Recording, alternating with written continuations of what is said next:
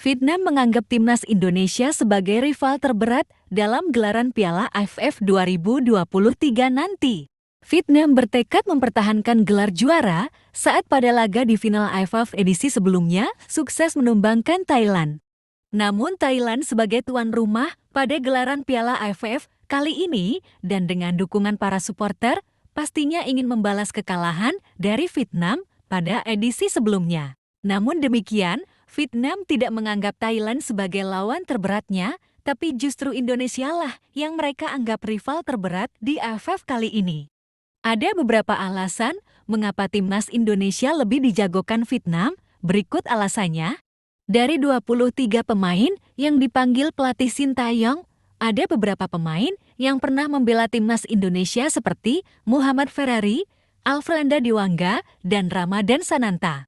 Sedangkan di Vietnam dan Thailand di AFF kali ini tidak diperkuat pemain jebolan timnas senior. Alasan berikutnya, timnas Indonesia U23 memiliki banyak pemain yang bermain reguler di klubnya masing-masing. Hanya sang penjaga gawang Dava Fasya yang belum bermain di Liga 1 Indonesia. Alasan berikutnya, skuad Garuda Muda yang tampil di AFF kali ini diperkuat banyak pemain jebolan SEA Games. Sementara itu, pelatih Thailand Isara Sritaro hanya membawa 3 pemain jebolan SEA Games, yakni Thiraut Swansan, Seongchae Tongcham, dan Apisit Sansihamuan. Sementara itu, Vietnam di gelaran AFF kali ini tidak diperkuat tim terbaiknya lantaran Federasi Sepak Bola Vietnam 6FF membagi 2 tim U23 menjadi 2 tim.